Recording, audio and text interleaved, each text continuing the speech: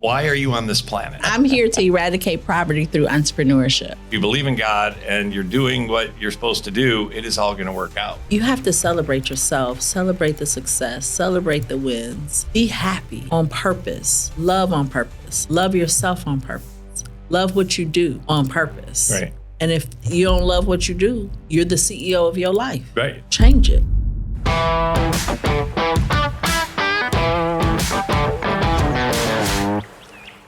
Hi, Coach Bob here, a host of the Viva La Visionary podcast. And when I'm looking for people to interview, it's someone that inspires me. They've got a great story. So very excited to have Nicole Parker here with me today. So Nicole, welcome. Thank you so much. I am so thankful to be here. I really appreciate this invite. Awesome. Well, great. So I usually start with a simple question. Why are you on this planet? That's a good question. I'm here to eradicate poverty through entrepreneurship. Awesome. That's very inspiring. So tell me and the listeners a little bit about your story. It's very fascinating. And I've heard of the adversities you faced and overcame them and now what you're doing for the world. But if you could share that. Yes. No, thank you so much. Great question. I was actually just having a conversation the other day about about how sometimes we're stuck in the area of where you had lack, where you went through adversity, and sometimes it takes a minute for you to understand that you're in the promised land. And so that's something that I'm just now recently really digging deeper. Right.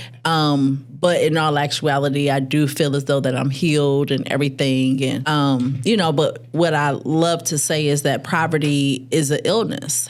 And the reason why I say that is because the time that I came out my mother's womb, I had a case number, a welfare case number, K8286537D as in dog. That I makes still it real. remember it, right?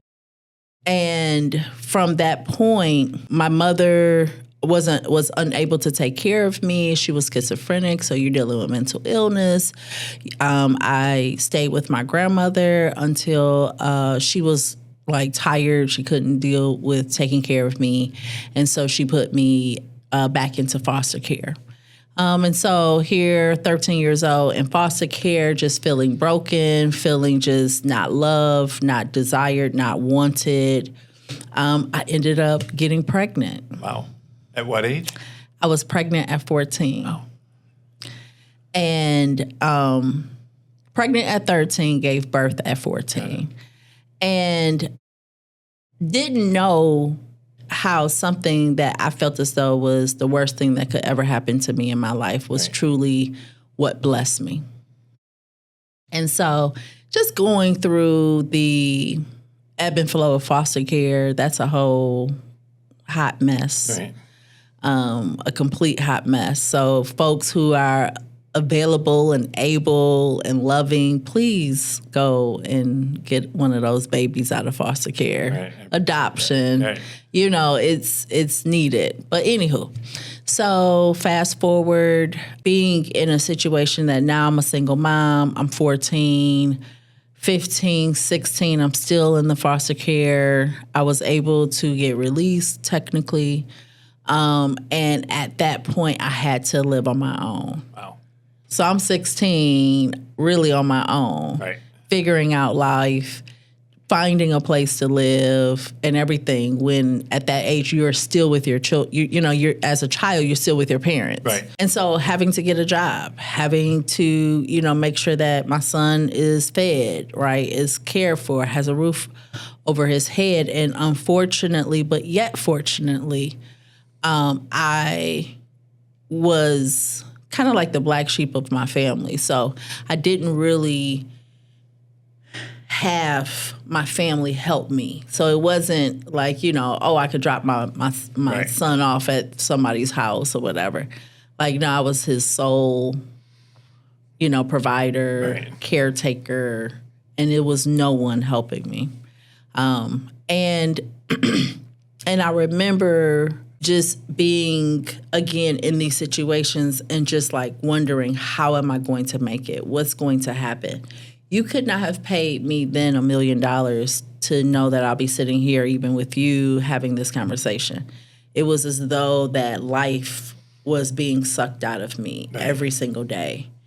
And I think that is the foundation that really was laid for me to be as resilient as I am. Regardless of diversity, why I'm so adamant of helping people. Why am I so adamant of running after my goals? Why am I so adamant, just on a prowl when it comes to what success is and what my heart's desire is, and even what God's heart's desire is for my life? And so just, going through multiple divorces, I've been homeless multiple times. I've slept in my car. I have lived in homeless shelters. I've been without food. So really that level of poverty that I don't think many people, have really experienced. Right. And maybe not even the compassion if we don't have the experience. Correct. Right. And understanding that, life happens. But then what? And I think that, the time that my life changed was when entrepreneurship was, literally, it was introduced to me. It was an invite to another life. And a lot of times I think that we get forks in the road. Absolutely. Right? And it's like, okay, which path that you go down? But one thing I will say is one of my favorite scriptures, it says, all things work together for the good to those who love him and work according to his purpose.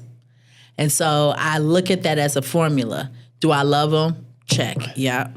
Am I working according to his purpose? Check. That means everything is going to work for my good. And that's faith. I mean, in my understanding, right? Yeah. And even when I didn't have faith, and even when I didn't know scriptures, and even though at times I even felt as though that I was an atheist or I didn't love him, I actually grew up personally, in my household, which was weird as an African-American family, I grew up as a Hindu.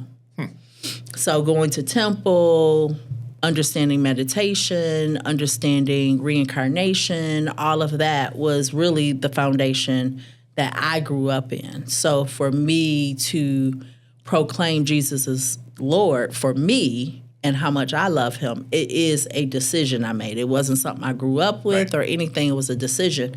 And so I didn't know him when I was pregnant. I didn't know who he was, but I knew that the day that I sat with this newborn baby at 14 years old, and don't laugh at me, Bob. You know that Lion King part where they held the baby?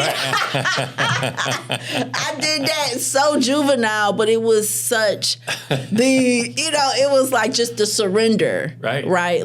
I don't know who you are, but I need one of y'all guys to show up. Right. And them other guys that I've prayed to before, I don't think they're going to help in this. And so I need someone else. And it was just like this offering. It was me just kind of saying, I surrender. I can't do this by myself. Right. And I felt like that day, my life has changed. Wow.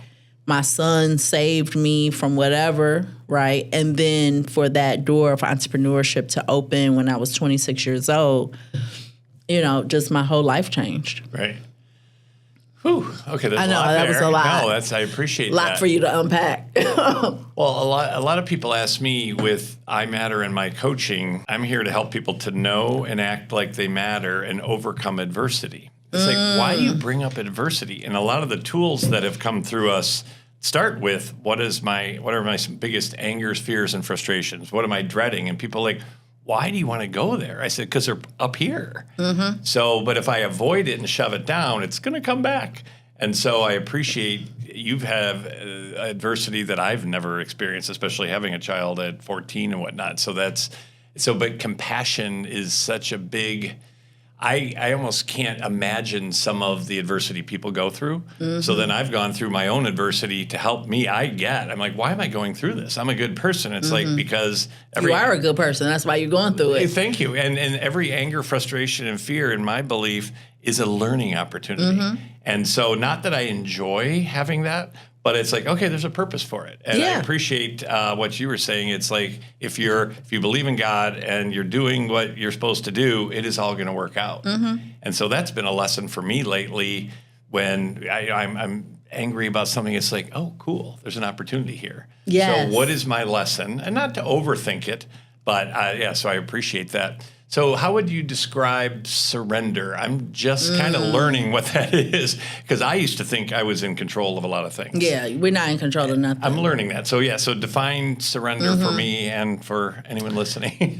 So that's good. So you know how in businesses ebb and flows, right? And so right before the pandemic, I was going through a divorce. Well, no, right at the beginning of the pandemic, I was going through a divorce. And I had to also start my business all over. So it just went to ground zero. And then now I'm like, okay, what am I going to do? So now I'm going through a divorce. I moved back to Detroit from Atlanta, rebuilding a business. So technically I went bankrupt in a business, right? And starting over. And so technically, right, none of the pieces of what life should be were laid out. Right. And that's when I started to pray Jeremiah 29:11. I want your plans.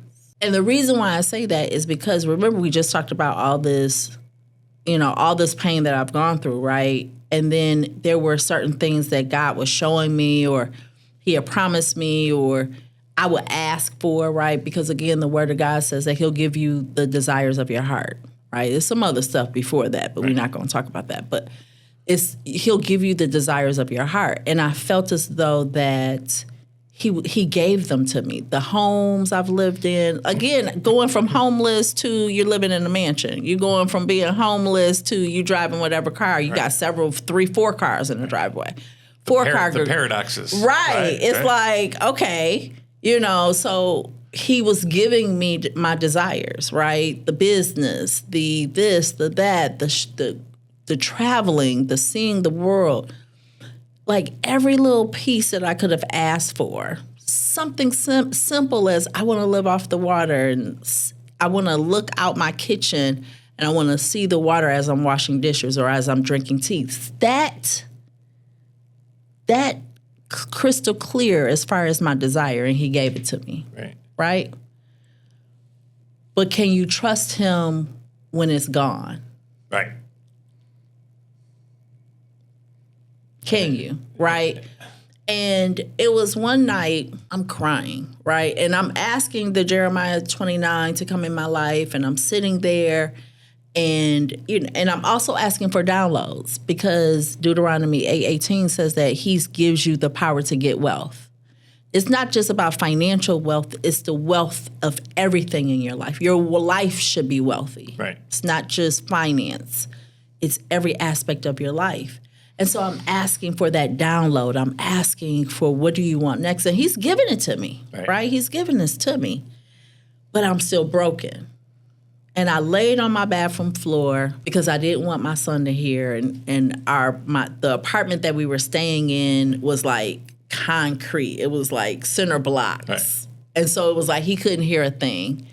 And I was in my bathroom, in my bedroom, and I had Justin Bieber. Is that? Yeah. He has some worship music on YouTube. And I had it on repeat. And I laid on that floor and I screamed and hollered. And I thought about the scripture where, I don't want to get it wrong, but I want to say, I can't remember who. But he was wrestling with the angel all night. He was wrestling with God all night. It started with a J. I just a slip in my mind right now. And he was like, I'm not going to let you go until you bless me. And he wrestled with that angel all night. And then finally in the morning, the angel touched his hip socket to finally get him off of him. Like, that's where I was. I'm not going to let you go until you bless me. I'm not going to get off of this floor. I am going to bombard heaven until I hear from you. Until I hear from you. And that for me was surrender. I'm looking to you for everything. I don't care what the economy is. I don't care who's in office, local, state, national, international. Right. I don't care who's in office. I don't care what's going on. I don't care how much gas costs. I don't care, your hip hurts and your arthritis this. I don't care about none of that. All I care about is God. What do you want? Right. How are you going to make this different? What are you going to do? I'm coming to him with every problem. And not even if it's a problem, I'm coming to him for everything. Hey, which way do you want me to drive today, Holy Spirit? Okay, we're going to go down this street. Oh, you want me to make a left? We making a left. Oh, okay, what we wearing today? Oh, okay, I thought I was cute already. And he was like, put a scarf on. Put that little scarf on. That's going to be cute. And I was like, okay, let me put the scarf on. Right? He's the one that said, let's go ahead and put a little makeup on today. You don't know if you're going to be on camera or not. Right. So let's go ahead and put that makeup on. Are you surrendered to the point where every single move that you make, you are discussing it with the CEO of your life? Because that's what God is. He's the CEO of my life. He's the CEO of my company. I work for him.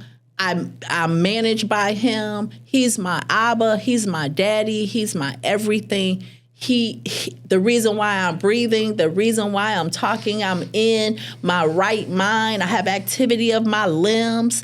I'm able to go out and do and be and have and function is only because of him, because that's his heart's desire for us. Right. Awesome. So we've talked briefly. I've been called to help people to know and act like they matter and overcome adversity.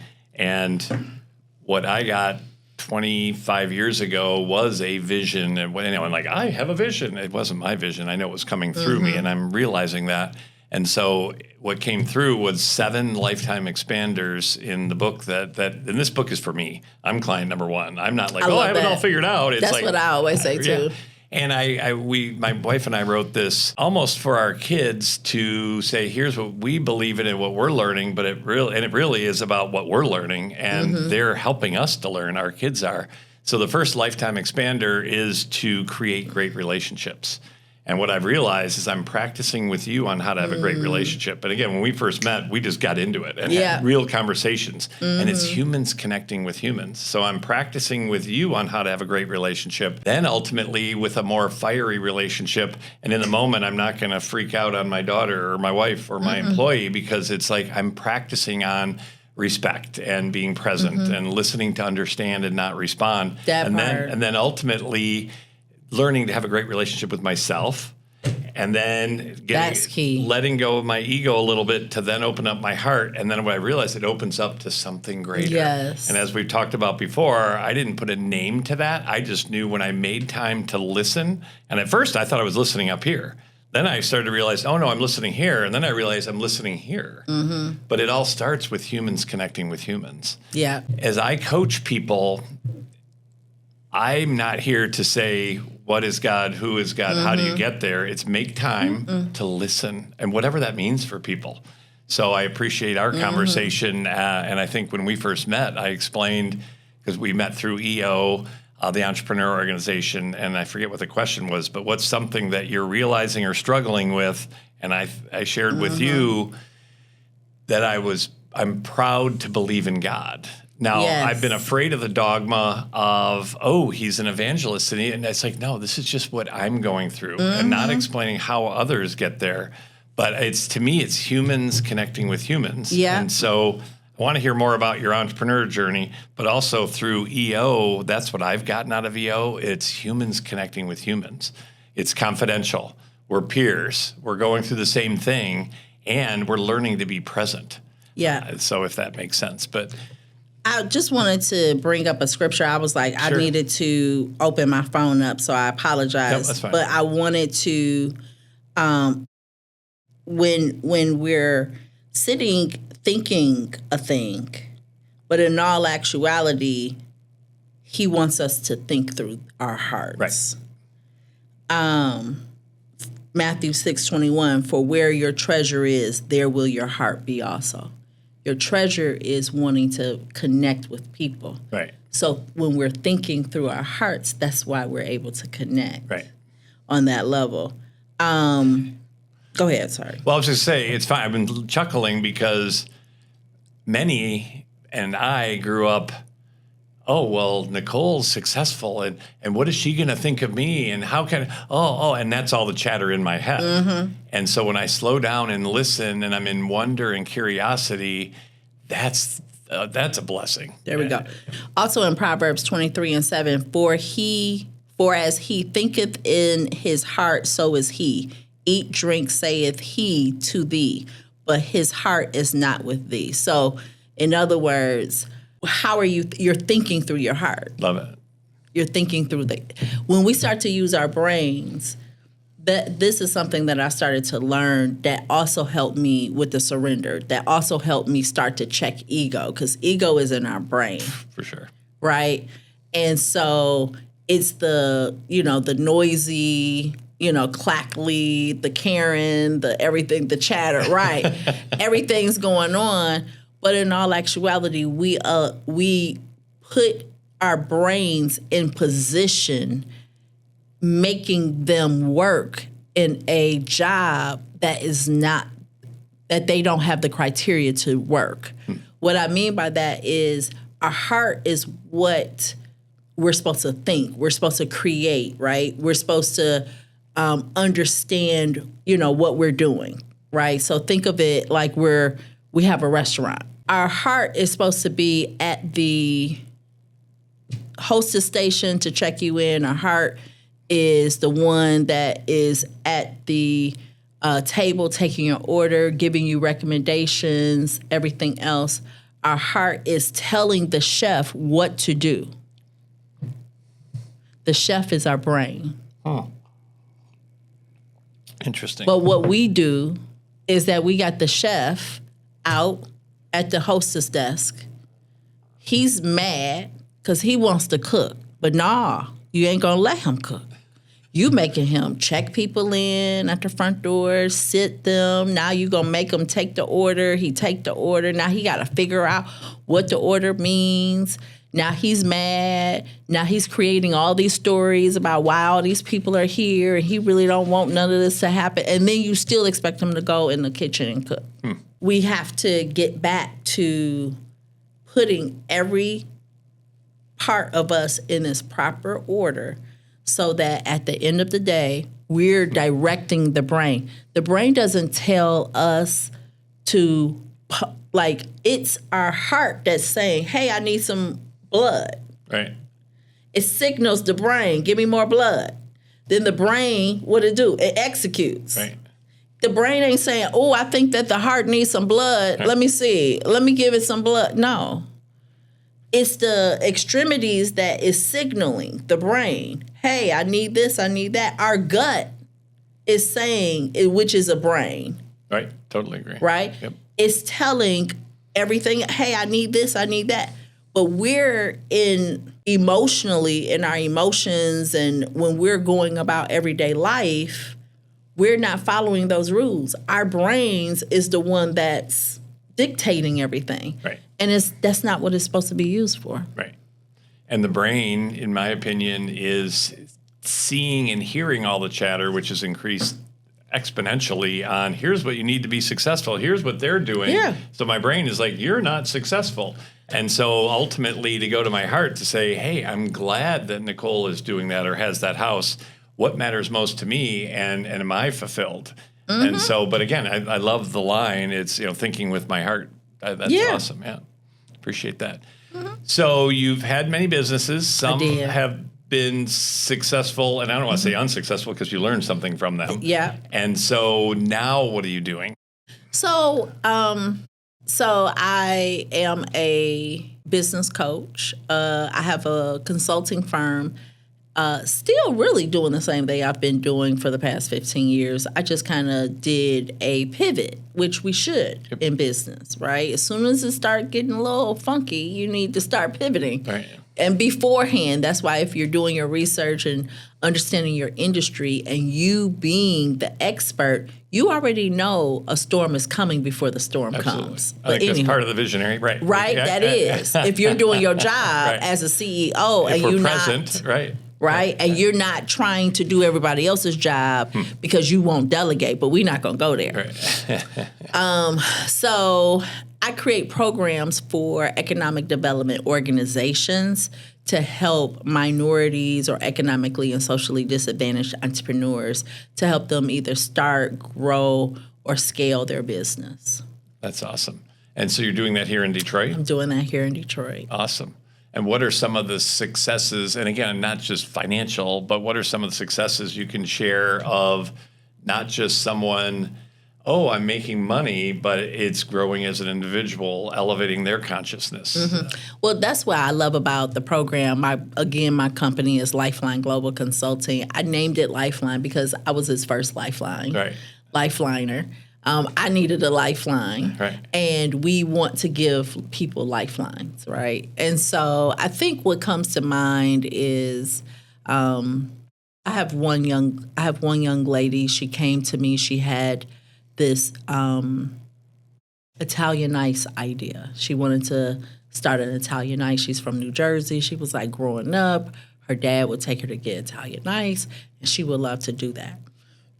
So I was like, okay, let's go through our program. Let's do this, let's do that. And, helped her write a business plan, helped her understand her numbers, helped her create projected financial statements, and start walking her to funding, because that's another part of what we're really good at is That's we awesome. help entrepreneurs get funded. So that's our niche. We understand what Capital Ready means and what we need to do to get people there.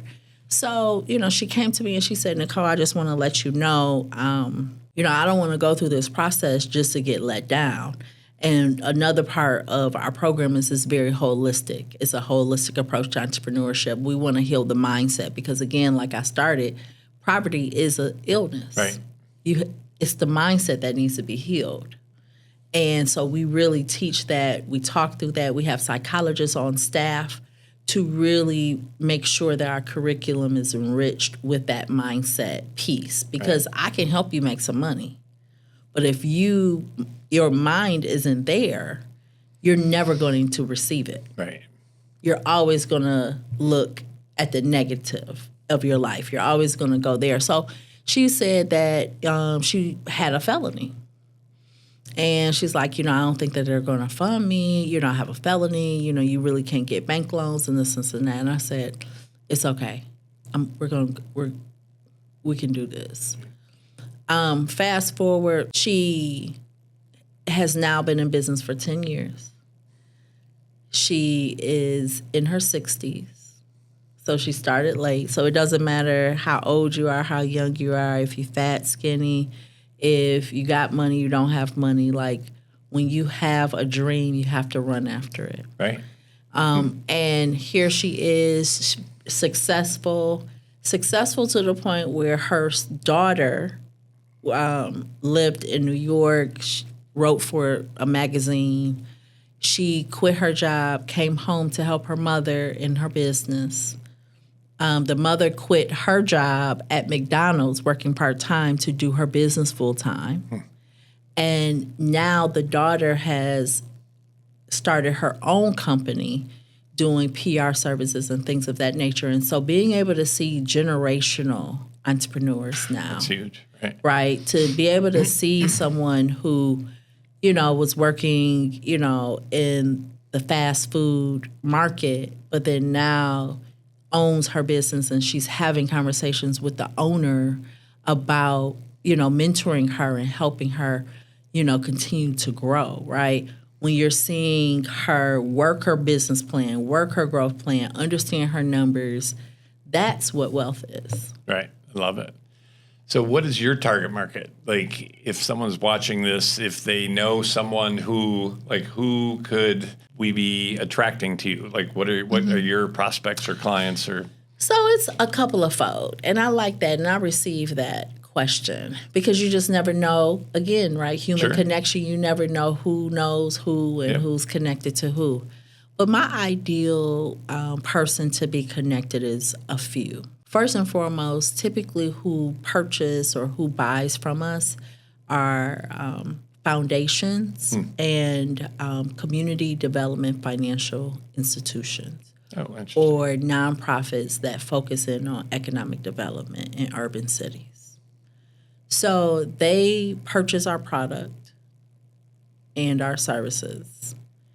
And then we then in turn release it or we implement it in the different cities. The goal is for us to go into different cities now to then now help urban cities to start to develop. The one thing that you need is you need businesses. Right. You have to have businesses in a corridor in order for homeowners, people who live in neighborhoods to want to be in a neighborhood because then they want to walk up to the store. They want to know that a dry cleaner is there. They want to know that they can go to the doctor. They want to, what we think is just, we take it almost for granted, but all of those are entrepreneurs. They're businesses. I call them lifestyle businesses. Lifestyle? Yeah. Okay. And, because you go get your shoes clean. I don't know. I still get my shoes clean. Right. Those are the things that we need to have within a 3-mile radius from our home. People aren't becoming homeowners in certain areas because they don't have that in a 3-mile radius. Right. And so that's the thought process of developing, of real economic development. And I feel like the root is entrepreneurship. That's awesome. So if someone wanted to get a hold of you, what's your website or how does someone get a hold of you? LifelineGlobalConsulting.com. Also, Nicole at LifelineGlobalConsulting.com. And my phone number is 313-923-3400. Awesome. Thank you. So we're not done. I know you're not. I wasn't scared. No, yeah. So it's come to me like, I love helping to elevate the entrepreneurial spirit. And to me, that is not that the entrepreneur does not, in my opinion, is not just that I own a business and I'm selling and making money and hiring people. To me, the entrepreneurial spirit is I'm accountable to myself. I'm willing to take risks. I'm looking to see what's out there. My 2 kids have entrepreneurial spirit. They may or may not ever own a business. I don't know if they're visionaries necessarily, and that's so okay, but they are looking at situations, seeing gaps, being themselves. So to me, they are entrepreneurial spirit. Do you have any comments on entrepreneurial spirit and or what that does for people in community? Yes, I have this theory, and I teach this in class because one of my sessions is called, Are You a Real CEO? Because everybody who has an entrepreneurial spirit doesn't mean that they're a CEO. Right. Or like you said, they even desire a business. But they can be an entrepreneur inside of someone else's business. Right. Love it. I feel like I'm so blessed. God is so amazing to bless me with my team. I feel like I got a bunch of unicorns. They're just amazing.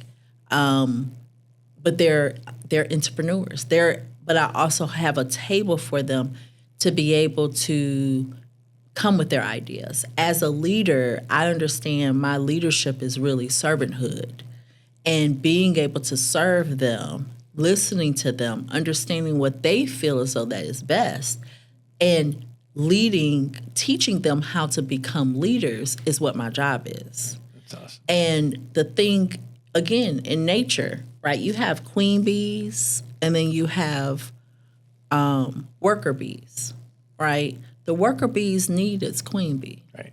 And the queen bee needs its worker bees.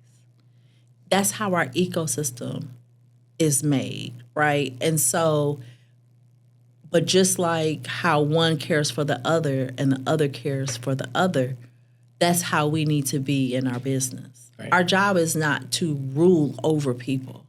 It's to serve them, and it's to have the compassion to understand what their life is, what they're doing. They're sacrificing 10, 12 hours to bring your dream into reality. Right. They're sacrificing that. They could be anywhere. I don't think that we value team the way that we should. Yep. They're an asset. They're my number one asset. Totally agree.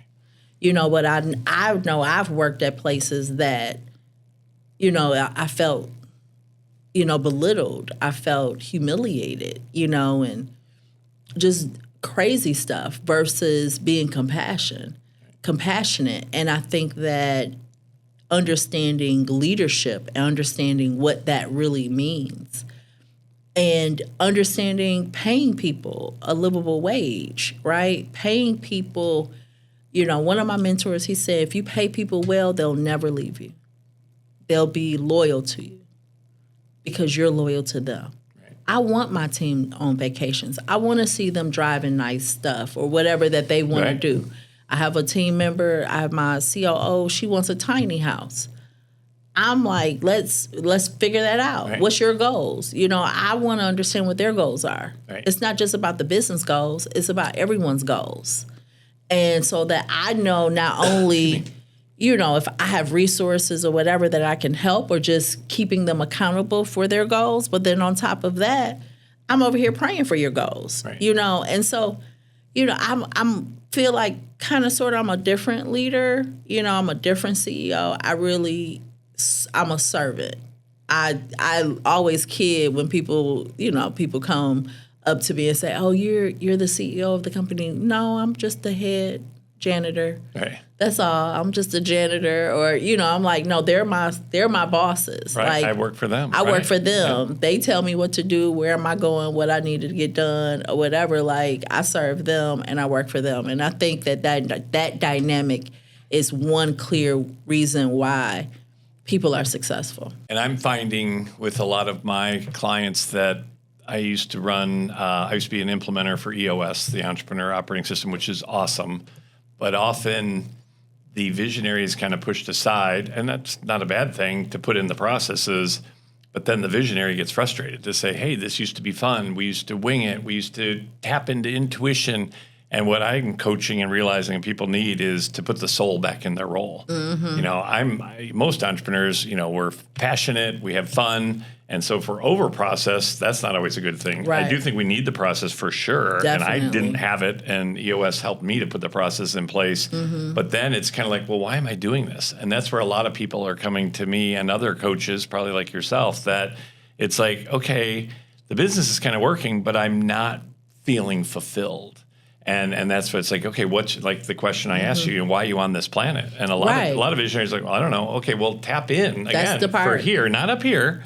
Well, I want to be like Nicole. Okay, no, it's like, okay, how do you want to be remembered? And so that to me is the evolution of what's happening right now. A lot of businesses are putting processes in place, starting to add more value, do what they say, follow up, have impact. But then to me, the next stage of the visionary is, okay, what's the legacy I want to leave? And like what I'm hearing for you is like you're helping your employees to realize their legacy and feel like they're achieving what matters most. And that, I think, there is a movement toward that. And someone stated it, I thought, in a great way, that investing in our employees is not an expense on the P&L. It's an asset on the balance sheet. Because if I invest in those people, I'm going to get a return. Not that that's 100%. Why I do it, but they're going to stay longer. They're going to be more productive. They're going to service the clients. Right. What a concept that we could be happy. And in this world, people are rushing so fast, and I'm guilty of that as well. We talked about, but it's like just slow down and listen, whether it be God, our head, and our heart. That's amazing. So I appreciate you investing in that. How do you feel the spirit of Detroit is doing right now in general and or entrepreneurship? I love it. Yeah. I was having a conversation the other day. It's something I'm born and raised in Detroit, and it's something about this city. I just love it. Right. I'm so proud. I'm proud to be a Detroiter. And of course we got our little hiccups, but I think everybody does. But just to see, I'm on Instagram or I'm on Threads and stuff, and everybody can follow me. It's Dr. Nicole Parker on all social media platforms. I'm constantly seeing people talk about how well they were treated when they came to Detroit, Right. how they fell in love with the city. And it's just like, regardless of the fact, you're home when you're here. It's like you're home. And we make people feel at home when they come. And, business-wise, I remember being a little kid and I'm like, I always heard the phrase, if you can make it in Detroit, you can make it anywhere. And it's like now I'm like, yeah. Because, we really, it's a term, you get it out the mud and you hustle. We're hustlers. And, now it's, I'm working on this concept not only with our clients, but just even within myself. It's like, to me, hustling means that you're trying to still obtain something. Like you're having to pull and fight and struggle, and it's not coming from a spirit of thriving. Right. And Detroit is thriving. Anything here is thriving. Our housing market is still at the lowest mark as far as in the country. You have, entrepreneurship just is going over and beyond. Our tech is huge, right? We still are the automotive capital of the world. Let's not get that twisted. It doesn't matter where you might manufacture. All three headquarters are in Michigan, in the Detroit area. And they're all wanting to be in Detroit. You got General Motors downtown. You got Ford trying to figure out how they could get down. You got Stellantis, several. And they got plants in Detroit, right? And been here for 30, 40, 50 years, too. So, we're still that. Our Motown museum is getting a $20 million makeover, which is huge. That's awesome. We're building the new hospital in Detroit for the first time in the past 50 years, and it's like $1 billion project. We got a JW coming down, JW Marriott coming downtown, which is huge. You got Apple downtown. You got, major name brands that are downtown. You got more people that are trying to get, in the city. And now what we're praying for and looking forward to is then now that rustle and bustle to get into the neighborhoods. We're starting to see it slowly. A lot of different corridors are changing. Things are picking up. Businesses are going into neighborhoods. So, which is then now bringing life into these neighborhoods. And so it's just exciting. Right. It's really exciting here. Oh, that's awesome. I appreciate that. When my kids were in middle school, we had a week off for winter break. And one of the things we did is I hired someone to give us a tour of Detroit. And I grew up in the suburbs and live in the suburbs, but love Detroit. And so at the end of the tour, I was asking the guide how much I owe them. And they said, well, I can't charge you. I said, well, why not? And they said, you knew as much about Detroit as I did. And when I asked my kids what was a couple of their ahas, and they said, how much you care about the city. And when people ask where I'm from Detroit. And because to me, it's all one. I know that there's downtown, but again, we're coexisting together and hopefully supporting each other. Again, humans connecting with humans. Yeah. So shifting a little bit, so if you could share one piece of wisdom for people who want to be entrepreneurs or who are entrepreneurs, what's something that you would want to leave people with? I like to define what real success is. And I think this is regardless if you're an entrepreneur or not. I think a lot of times we're in a rat chase for the end result. Right. But you know that the line keeps moving. Right. So you're constantly running, right? And you're a lot of people are suffering. They're suffering with their mental health. They're suffering from stress and suffering from elements in their body because of the stress, because they're worrying, because they're on this rat race. Yep. Because they're trying to get what we deem success. And I think once I really realized what true success was, that helped me slow down and know I'm already successful. First and foremost, I already mentioned in Deuteronomy 8:18, you have the power to get wealth. He's already giving you the power to get wealth. You already have it. Right. It's already there. Yep. Just like you got blood, it's there. Right. So ain't nothing you got to do Right. because it's already there, Right. first and foremost. If you believe that, then when you start to truly identify what true success is, For you or for ourselves. Right. period, Yep. right? What is the process? Going back to the process, Right. right? I compare it to frying chicken. I always use this analogy. And you know the process of frying chicken, right? You go to the store, you go buy the chicken. You have a certain place that you buy your poultry from, Right. depending on the mood. Sometimes I go to the grocery store, sometimes I go to Sam's Club, sometimes I go down to the Eastern Market, just depends. Right. But you know you want some fresh chicken, right? You don't want chicken that's been old, Right. is old. You don't want that, right? Right. So you know you want fresh chicken and you have an idea of when you're going to cook it. You know then you're going to either get some flour, some seasoning, you're going to put it in a plastic bag or a paper, depending on, you know, what your grandmama taught you.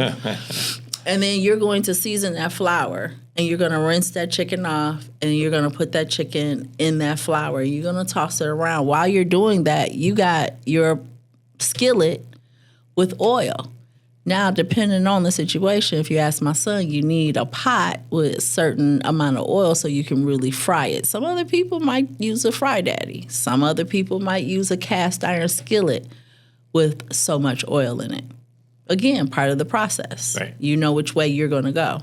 Either which way, that grease has to be hot. Right. It got to be hot as hell. Yep. That grease got to. And how do you know that grease is hot? You're going to take a little bit of flour and you're going to sprinkle in that oil and it's going to sizzle. So that's when you know we're ready to start putting the chicken in the grease. Right.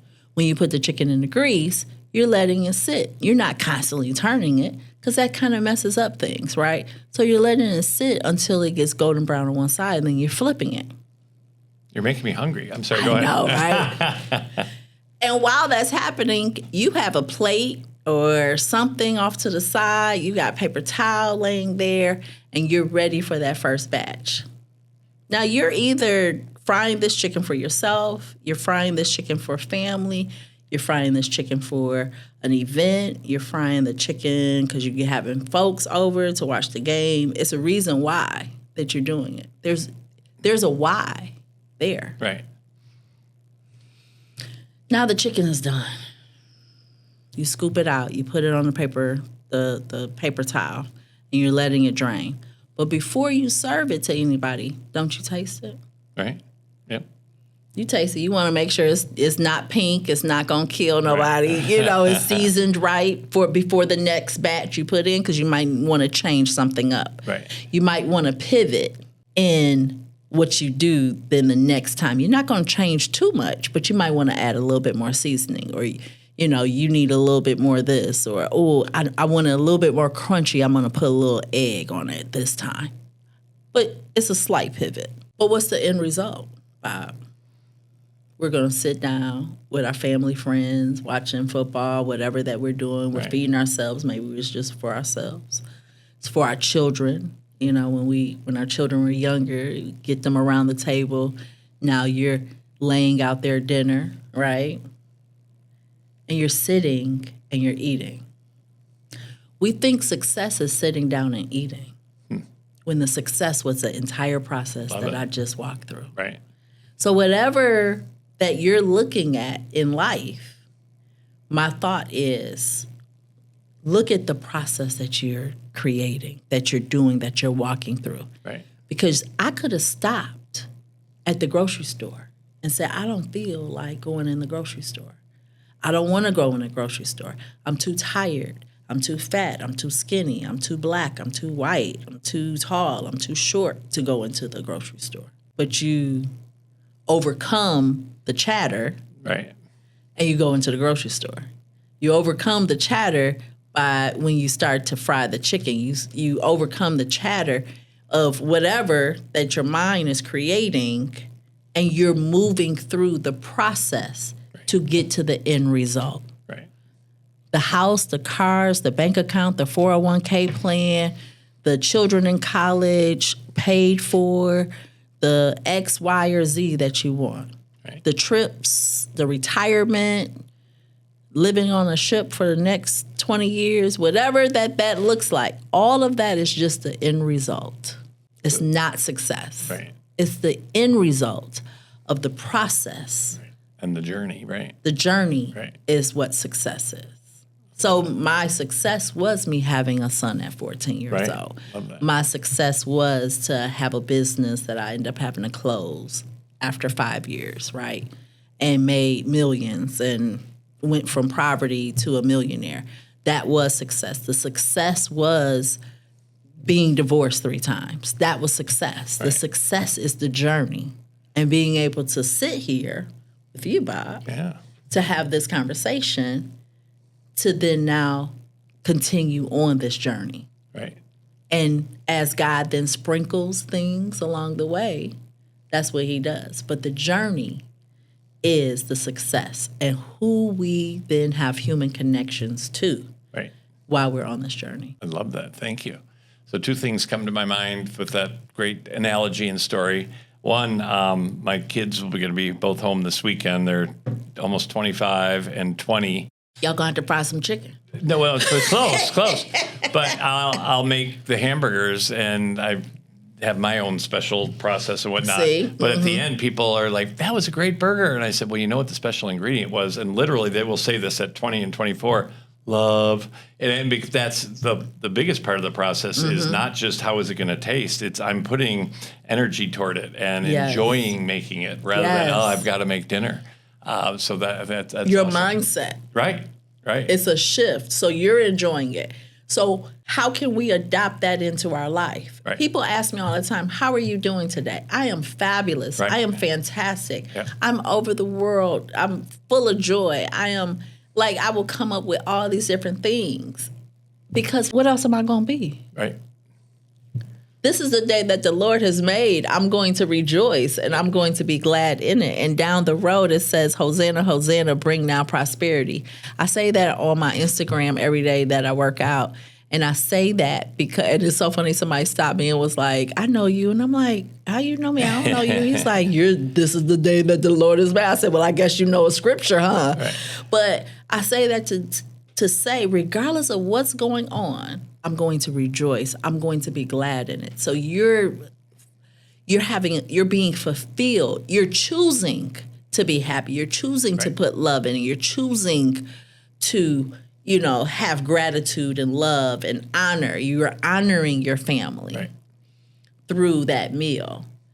But that's a choice. And I think a lot of times we're choosing to be mad. We're choosing to be angry. We're choosing stuck in an old story. Right. And we're just holding on. And then we're on the freeway cussing everybody out. I get cussed out a lot because I'm right. And they're like, But, but you're bitter. And you can let it go. And it goes back to that point of surrender. I can surrender and choose to rejoice and be glad. Choose your tude. I love it. Very cool. So before we wrap, any questions for me or final thoughts that you want to share? I would like to understand more about when you are talking about elevating your mind. How do you move past being stuck in a situation or a mindset or a relationship? How do you move past what where your brain have created something or the stories that your brain has created? How can you push that to the side, move past it so that you can move forward and still be full of joy, still have all of that and still know, what your desire is moving forward? I hope that's... Yeah, no, I appreciate that. So for me, the number one thing is to make time for myself, whether that's through prayer or asking myself questions, whatever it might be. And that's a big part of what I've learned that's come through for me is to make time for myself. And so again, to literally unscatter the chatter. So I have a tool we have a tool in here, which is the Take 5 check-in. So I do that at least once a week. It takes about 30 minutes. I ask myself eight questions, and then the main thing is the why behind it, and then the next steps behind it. And then and then I read out my answers, and that's why I call it Take 5. It usually is about 5 or 6 minutes of me reciting my Take 5 check-in. So I say it out loud into the voice memo on my phone, and then I share that with my wife, my team, a lot of my clients. And so it's basically a safe space to hear myself think and to shift the conversation in my head. Because often that conversation, at least in my head, is, oh, well, what's Nicole going to think? Oh, you're going to be late. Oh, you should do this. Oh, why didn't I do that? And so it's when I speak it out loud, even if a frustration or a dread might be like, what if Nicole doesn't hire me? And what if it's just like, okay, take a deep breath. And when I say it out loud, I realize, a lot of it is my story in my head, and shifting the conversation from am I to I am. And when I state I am, it is calling it forth. I already am successful. I already am right. I am worthy. So literally, as shifting from I matter is the business name to I am. It's a little I, big M. So literally this morning, I did a Take 5, and I'm feeling good. Life is great. The kids are happy. My wife is happy. The clients are happy. Things are wonderful. And I did a Take 5, which I do again once or twice a week. And I had some free time this morning. And so I made time and I did a check-in.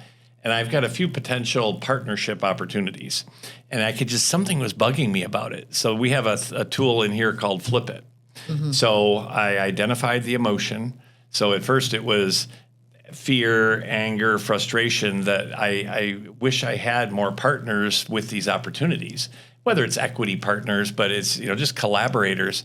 And so I did the Flip It exercise, which is basically what's the emotion, to acknowledge it, accept it, which I got from Letting Go, David Hawkins, one of my 3 favorite books.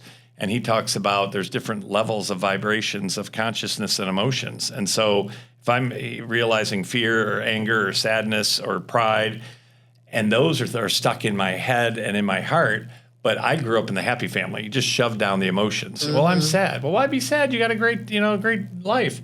So literally this morning I went through, and then what did that remind me of the past?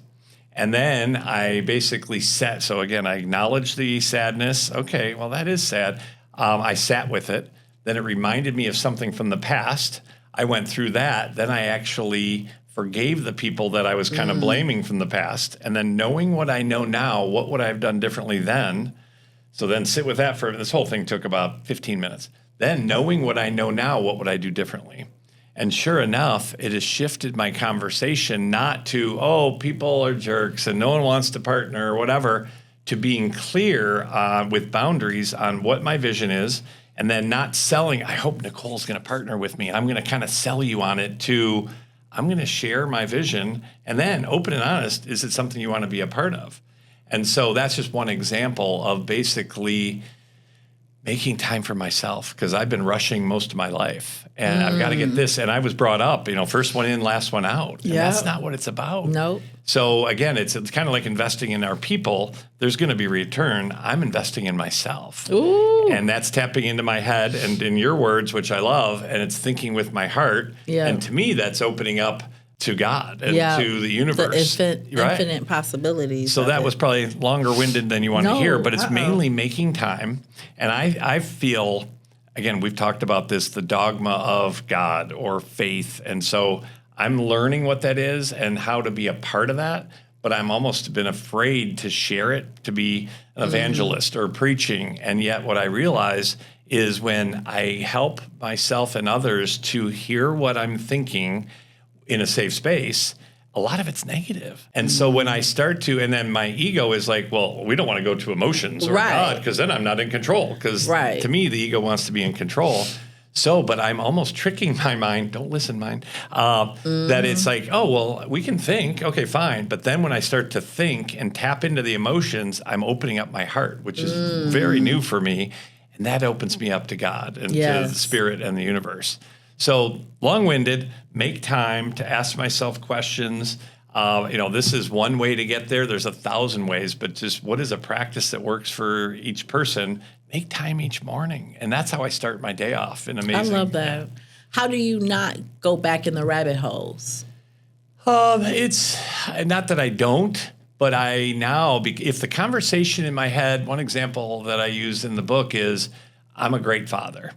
So, and I use the example when my daughter was 4, so we're 20 years ago, I was in an argument with my 4-year-old and losing. And literally about to yell to say, brush your teeth. And it's like, but the voice in my head is, I'm a great father.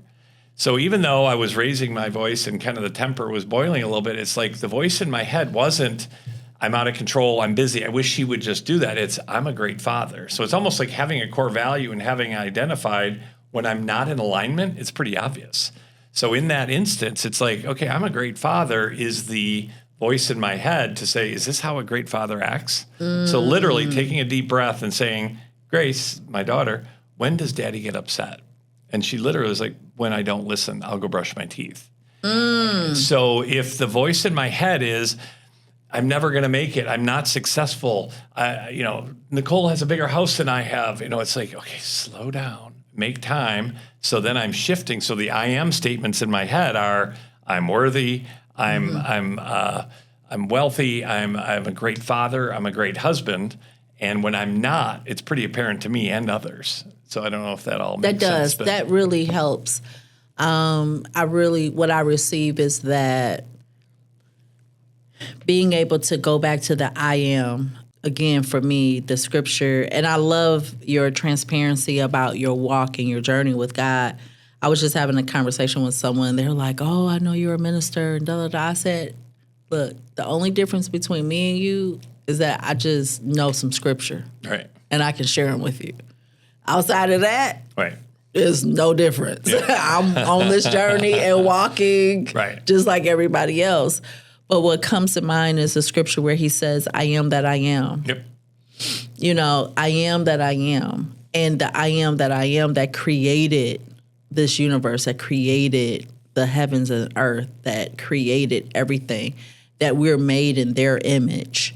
That is the I am that we're trying to tap into. And so that's what I received in that. And I think sometimes I don't tap into that enough. I don't get to that point fast enough, I guess. Right. And then I still beat myself up because I'll go through something similar that you just talked through. I did something similar this morning, voice notes, kind of just talking through and getting all of my thoughts out and all of the chatter and all of that mess kind of out, and then reframing it that, okay, Nicole, you're beautiful. Right. You're successful. Right. You'll be married again. You don't have to worry about this. Right. You're good. Like, you're good where you are. You are loved and you are lovable. And so I was feeding that I am, those things, and then understanding. I love how you talked about the boundaries. Yep. Can you go more in depth as far as how can one create boundaries and then how do you implement a boundary? Great question. It's to be clear, for what I'm learning and try to put out there, it's here's the vision. Do you agree with the vision? And even in EOS, we talk about GWC. Do you get it? Do you get the vision? Do you want the vision? And do you have the capacity to be a part of the vision? Oh, so repeat that again. So, and again, credit to Gino Wickman and EOS for GWC, get it, want it, and capacity. And so I'm very inspirational. I can galvanize things and get people excited, but sometimes it's not even real. And I even had my employees say, well, everything's urgent. And I'm like, no, it's not. I said, can we do this today, this in 3 weeks? But you speak with such passion. I'm like, no, I get very excited. So it's not about the passion. It's about the vision. And do you understand it? Do you get it? Do you want to be a part of it? And do you have capacity? And capacity is you've been trained for it, or you have time is a big thing. Mm-hmm. So often with a potential project partner or equity partner, whatever it might be, I'm like, so Nicole, do you want to, and I'm getting them excited, but I'm almost selling them. So I'm slowing down to say, do you understand it? Do you truly get it, want it, and have the capacity? Mm-hmm. And when I do that, it's kind of sad because you might say, I get it, I want it, but Bob, I just don't really have time. And that's okay. Rather than saying it shouldn't be that hard, let's do it. So it's mainly boundaries for myself. So it's okay. And then what I'm looking for. Push pause right there. Thank you. It's boundaries with yourself. Right. This is a us thing. Right. It's not what I'm projecting on you or whatever. Right. Right. Yep. It's us. So you're creating a boundary for yourself. Thank you. Yep. Ooh. Let's edit that part in there. That's good. So thank you for that. So even literally this morning, because I have a project that is amazing that's already been in motion for a while, yet I don't want to be the only one doing it. So I'm looking for a few people to potentially partner with, but ultimately it's the boundaries for what I want to do and what I'm great at and love, and then people that I want to partner with. So is there a core value match? Now that might mean I'm not going to find someone today, but then to kind of sum up what we've been talking about, when I'm clear on that, the right person shows up. What's that? He's preaching, y'all. Oh, this is so good. Say that last part again. Perceptually in my mind, if I am open and honest with you to say, here's what I'm looking for, and then taking the time to get to know you and find out what your core values is, are you someone that I want to spend time with? Then it might take me longer to find the right people. But when I'm clear on what the vision is, who I'm looking for, what I'm looking for, it shows up in minutes. So again, that's the clarity, putting it out, and just trusting faith that the right person's going to show up. And one more thing to add to that, my daughter is devout Christian. She and her husband read the Bible every day, and it's wonderful, and we're learning with them. And so I'll say, well, it's synchronicity. And her comment is, well, that's God, Dad. So that's a book I'm going to be working on soon. But it basically, when I'm clear and I slow down and listen to say, again, boundaries with myself, thank you for that flip, that here's the boundaries I have and the boundaries for the people that I want to partner with and spend time with, then it's magic what shows up. So it could be synchronicity, it could be God, Dad. That is so good. Thank you. Is so good. I mean, please, please, please, not only just write that book, but make sure that you add that piece, because that boundary, we have been taught that we're setting boundaries. And it's like, these are rules right. for you better everyone. not do this. Right. Right. When in all actuality, these are, I almost want to say like, I don't know, like gates that you're putting up in a sense, but it's for you. Yep. It's not for I the can't other control person. you. Right. I can't control you. Right. And so if you don't fit here, that's okay. It's okay. Right. Right. He just talked about relationships. He talked about business. He talked about how to raise your children. Like, that's for everything in our life. Right. Thank you. So one thing I'll add, and I have one last question for you. A thing that we talk about in here that just kind of peeked its head out recently is it's up to me, not all about me.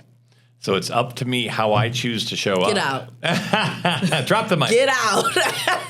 Out your own podcast. So it's up to me how I show up, but it's not all about me. And too often, even in business, I'm used to controlling and running the meeting and keeping people on track, and that's not how to run a relationship. And so that came up. It reared its interesting head twice in the last week, where fortunately I've created boundaries to say I'm open to you getting feedback. And so two people said, okay, you're making it about you. And it's like, whoa, I'm not listening. I'm not choosing to show up in curiosity and wonder. So it's up to me, not all about me. And even I matter, people are like, it's I matter, not Bob matters. That's good.